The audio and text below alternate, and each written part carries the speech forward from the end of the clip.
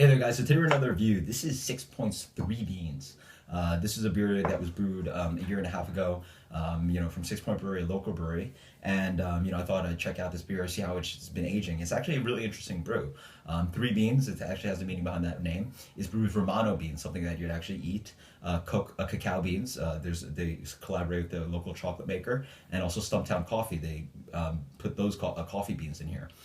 So it's actually a really interesting story behind this beer. I suggest you watch the video under, and it's really a well-told story about how they collaborated with local people with the coffee and chocolate, and also how Hurricane Sandy hit around that time, around late 2012, and it's really interesting to hear how they rebuilt the brewery, and how they decided to finally brew this beer despite the disruption that they had, and collaborate with local brewers. It's actually a really cool video. You don't have to really learn about the science of brewing beer. It's just a fun story, really well made, great music in it. So yeah, really interesting stuff. So that's dig this beer.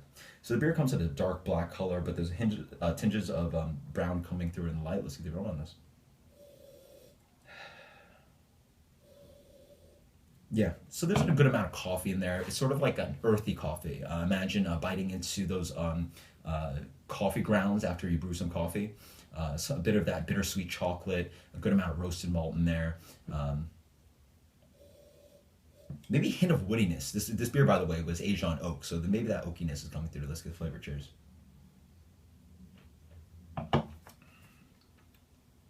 Oh wow!